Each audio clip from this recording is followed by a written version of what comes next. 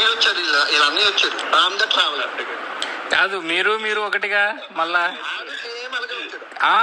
నాది పక్కన పెట్టండి. మీరు ఒకటిగా రామ్ ది ట్రావెలర్. మీరు స్పాన్సర్లు చేసినారు, సొక్కా మీద పేరు వేయించుకున్నాడు, గుండెల్లో పేరు వేయించుకున్నాడు.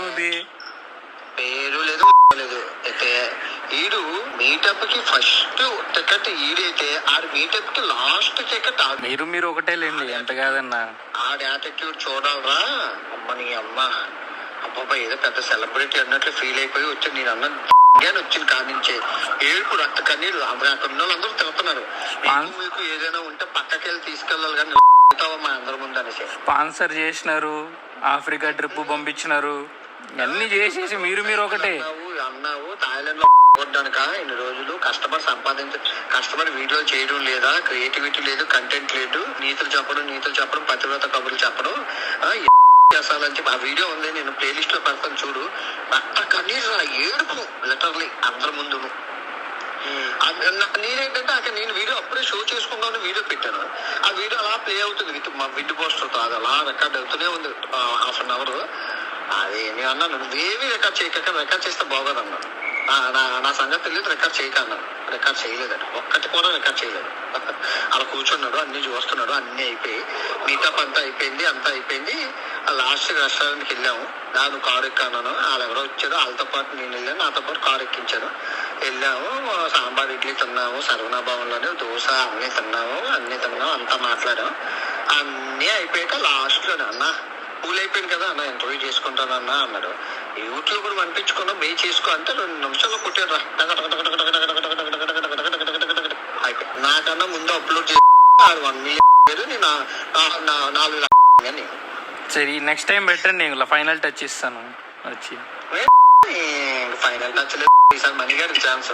ఎన్నిసార్లు ఒకసారిగా వచ్చింది, నీది ఒకసారి అయిపోయింది, నాది ఒకసారి అయిపోయింది. నెక్స్ట్ ఆటగాళ్ళ మీటప్ కి యూట్యూబ్ లో రావద్దని మెసేజ్ పెడతాను. నేను మిలియన్ కొట్టడానికి 3 సంవత్సరాలు పట్టింది. కార్తీక్ గారికి ఎన్ని నెలలు పట్టింది?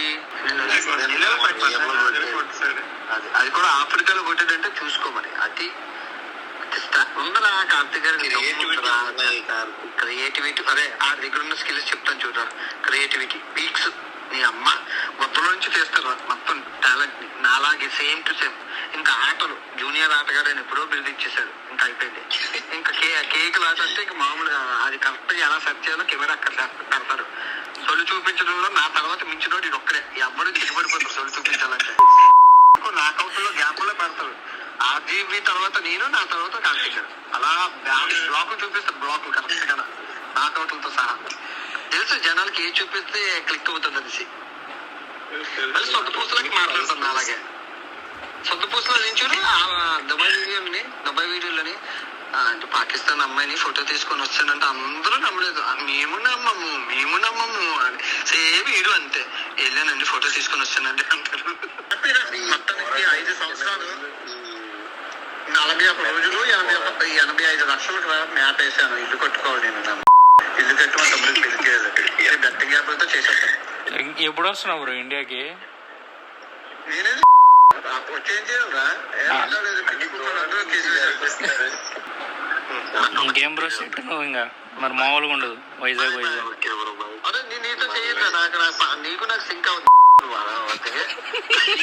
రెస్పెక్ట్ కూడా ఓకే, నో ఇష్యూ.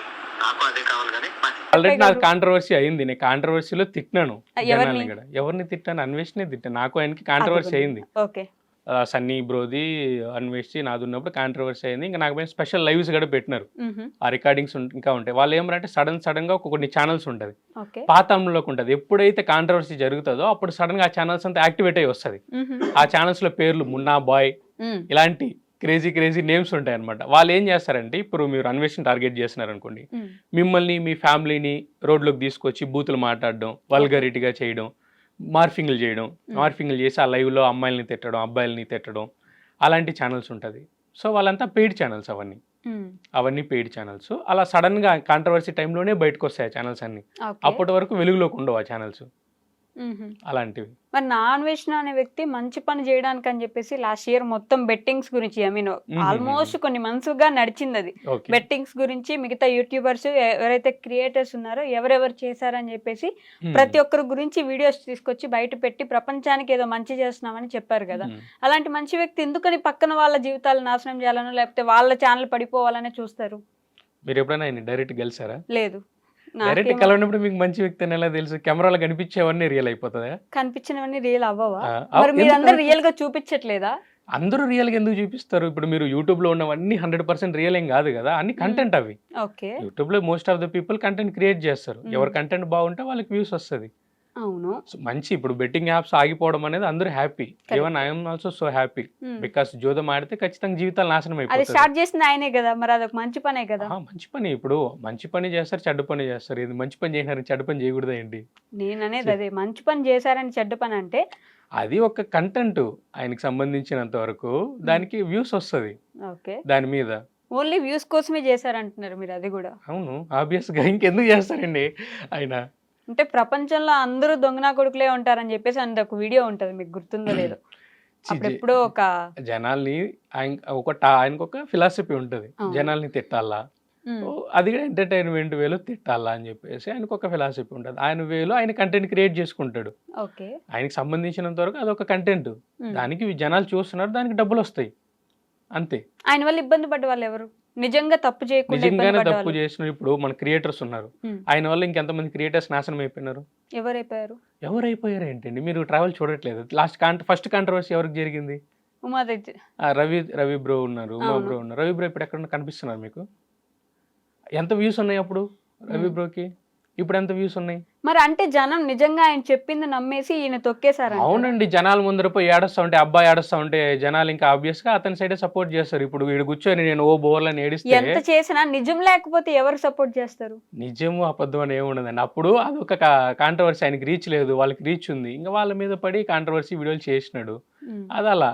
సో అది వర్కౌట్ అయ్యింది ఆయనకి, అది వర్కౌట్ అయింది. సో ఆ ఫార్ములాని కంటిన్యూ చేసినాడు. ఏ ఫార్ములా వర్కౌట్ అయితే అది కంటిన్యూ చేస్తారు. ఏది కాంట్రవర్సీ చేస్తే ఆబ్వియస్ గా జనాలు అందరికి తెలుసు ఆయనకి ఇయర్లీ ఒక కాంట్రవర్సీ కావాలా. కాంట్రవర్సీ చాలా ఓపెన్ గా స్టేట్మెంట్స్ ఇచ్చేస్తున్నారు, ఒక కాంట్రవర్సీ కావాలి. అది ఆబ్వియస్ గా నా వీడియోలు కింద జనాలే చెప్పుంటారు, నేను కాదు. జనాలు చెప్పుంటే నేను చెప్తాను కదా, జనాలు చెప్పుకుంటే నేను ఎందుకు చెప్తాను? ఎందుకు చూస్తున్నారు అందరూ ఆయన వీడియోస్? ఆయన గురించి అందరికీ తెలుసు. ఇప్పుడు ఇద్దరు కొట్టుకున్నారండి, ఇప్పుడు రోడ్లోకి వెళ్ళి మన ఇద్దరు కొట్టుకుందాము, చూడడానికి ఎంత మంది వస్తారు? నాకు అంత ఇంట్రెస్ట్ లేదు. అదే చెప్తున్నానండి, చూడడానికి లక్షలాది మంది వస్తారు. జనాలకి ఎంటర్టైన్, ఎవరు ఎలా కొట్టుకుంటా పర్లేదు, వాళ్ళు ఎంజాయ్ అవ్వాలా, కొంచెంసేపు చూసి సరదాగా నవ్వుకోవాలా. సో మీకు కూడా తెలుసు యూట్యూబ్ అల్గారిథం గురించి, వాళ్ళు కొట్టుకుంటే ఎంటర్టైన్ అవుతారు. చూస్తారండి, కానీ ఆబ్వియస్ గా ఎవరికైనా తెలుసు. ఇంత పెద్ద మీడియా పెట్టుకున్నారు, మీకు తెలియదేంటి? తెలియదండి నాకు, ఎవరు ఎందుకు కొట్టుకుంటున్నారు, ఎలా కొట్టుకుంటున్నారు, ఇంకా అది పనిగా చూడలేం కదా మనం వచ్చి కూర్చొని. నాకు సరదా కాదు యాక్చువల్లీ, ఎవరైనా కొట్టుకుంటుంటే చూసాను. సరదా కాకపోవచ్చు, జనరల్ ఆడియన్స్ కి చాలా సరదా అది. కాకపోతే అది సరదా పక్కన పెట్టండి, నిజంగా ఒకవేళ అట్లా ఎవరిదైనా ఒక ఛానల్నో ఒక మనిషినో తీసుకొని అలా చేస్తే ఆ మనిషి జీవితమే పోతుంది కదా. ఆల్మోస్ట్ అది వదిలేసి ఇంకెట్టో వెళ్ళిపోవాల్సి వస్తుంది కదా. ఈయన చేసిన కాంట్రవర్సీకి ఒక క్రియేటర్ 2 సార్లు సూసైడ్ అటెంప్ట్ చేసుకున్నాడు. అది సోషల్ మీడియా లోపలికి రాదు, ఎవరు చెప్పరు. వాళ్ళ ఫ్యామిలీస్ని తీసుకెళ్ళి రోడ్లో పెట్టి చేయడం వల్ల ఆయన 2 సార్లు సూసైడ్ అటెంప్ట్ ట్రై చేసినాడు. ఎవరు? అది పేరు చెప్పలేను మీకు, కానీ 2 టైమ్స్ చేసుకున్నారు. సో ఈయన చేసిన దానివల్ల వాళ్ళ ఫ్యామిలీస్ని లాగిన దానివల్ల. సో అది బయటకు రాదు ఎప్పటికీ, అది జనాలకి తెలీదు. యూట్యూబ్ కమ్యూనిటీలో తెలుగు ట్రావెలరే, తెలుగు ట్రావెలింగ్ లోనే ఒక అతను నా అన్వేషణ వల్ల 2 టైమ్స్ సూసైడ్ అటెంప్ట్ ట్రై చేసినాడు. అది ఎప్పటికి బయటికి రాదు.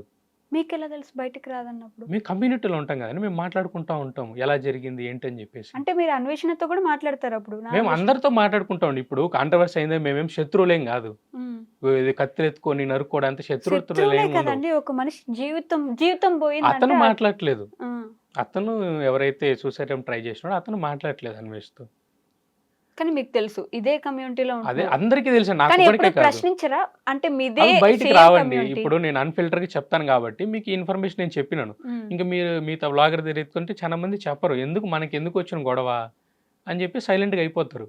నాకు ఎందుకు వచ్చిన గొడవ దీంతో అని చెప్పేసి సైలెంట్గా ఉంటారు. ఇలా తెలుగు కమ్యూనిటీలో చాలా వరస్ట్గా ఉంటాం. ఓన్లీ మన తెలుగునే అలా ఉంటుంది. మీరు తమిళ్కి వెళ్ళండి, అలా ఏముండదు. ఎవరి వీడియోస్ వాడిది, ఎవరి కంటెంట్ వాడిది వాళ్ళు చేసుకుంటారు. కానీ మన తెలుగు కమ్యూనిటీలో అలా ఉండదు. ఎవరైనా ఎదుగుతున్నారంటే తట్టుకోలేరు, అతనికి వ్యూస్ వస్తూ ఉందంటే ఇంకా ఓర్చుకోలేరు. ఆయన కూడా ఇద్దరు ట్రావెలర్స్ ని ఐ మీన్ మంచిగా పుష్ చేశారు కదా, వాళ్ళు ఎవరిని? చేస్తున్నారు.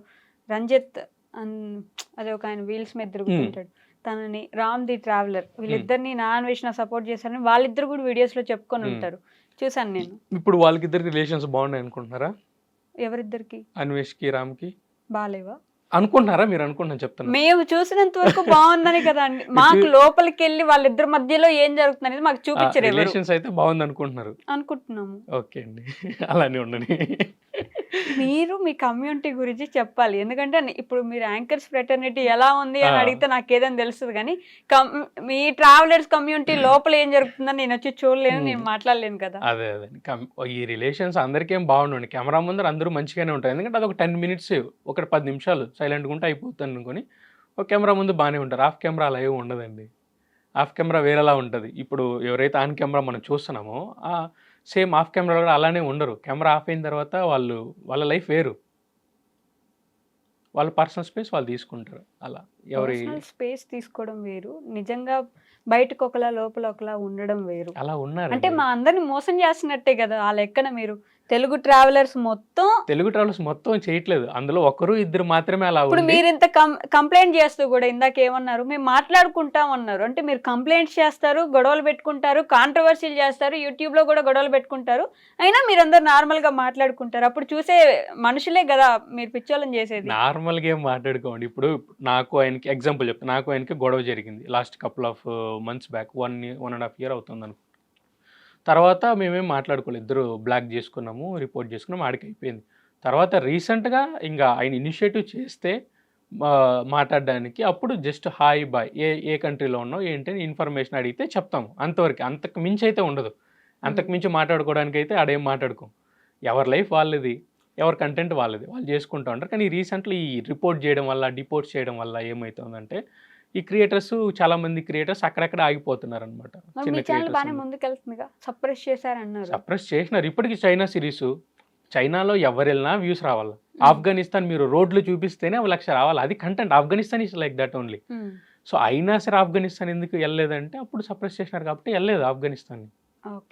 ఆఫ్ఘనిస్తాన్ వరల్డ్లోనే డేంజరస్ కంట్రీ, మీకు తెలుసో తెలుసు. వ్యూస్ వెళ్ళకపోతే సప్రెస్ చేసినట్టు కాదు, మీకు తెలుస్తుందండి. మీరు గ్రాఫ్ చూసుకోవచ్చు, మీరు ఎప్పుడు సప్రెస్ చేసినారా లేదా అని చెప్పేసి. Afghanistan self it's a content అనమాట. అది వరల్డ్లోనే డేంజరస్ కంట్రీ. తాలిబాన్లు, గొడవలు, యుద్ధాలు, ప్రాణాన్ని పణంగా పెట్టి వెళ్ళి చేసే వ్లాగ్స్ ఆఫ్ఘనిస్తాన్. అలాంటి వ్లాగ్లు జనాలు ఆబ్వియస్గా చూస్తారు. ఎందుకని ఇంత రిస్క్ తీసుకుంటారు? రిస్క్ ఏంటంటే ట్రావెలర్స్కి అదొక ఇష్టం, ట్రావెల్ చేయడం అనేది ఇష్టం. 195 కంట్రీస్ అంటే 195 కంట్రీస్ తిరగాలనుకుంటాం మేము. అందులో సేఫెస్ట్ కంట్రీనా, రిస్కియస్ట్ కంట్రీనా అవేం చూసుకోం మేము. 195 వెళ్ళాలా, తిరుగుతాం, అదొక ఎక్స్పీరియన్స్ మాకు. వరస్ట్ డేనా, ఓకే ఇట్స్ వరస్ట్, ఈ రోజు మాది కాదు, రేపు ఇంకో రోజు మంచిగా ఉంటుంది. ఆయన అసలు పూర్తిగా ఇప్పుడు ట్రావెలింగ్ ఆపేసి భక్తి వీడియోస్ చేసుకుంటున్నట్టున్నారు, అయినా కూడా మీకు ఇబ్బంది పడుతున్నారా? అదే నాకు అర్థం కాలేదండి, సడన్గా భక్తి ఎందుకు వచ్చిందని. అదేంటండి, ఆయన భక్తి ఎందుకు వచ్చిందో కూడా మీకు అర్థం కాకపోవడం? మరి నాకైతే అర్థం కాలేదు, సడన్ గా భక్తికి ఎందుకు వచ్చినో నాకైతే తెలీదు. మరి మీకు తెలిస్తే మీరు చెప్తే నేను వింటాను, నేర్చుకుంటాను ఎందుకు వచ్చిందో ఏంటో అని చెప్పేసి. భక్తి ఎప్పుడు ఉండొచ్చు, అవునండి, రామాయణం, మహాభారతం, ఇతిహాసాలు సడన్ గా అంత వింటేజ్ ఎలా వచ్చేసిందో ఏంటో తెలియట్లేదు నాకు. మీరందరూ ఇబ్బంది పెట్టారేమో తిరిగి.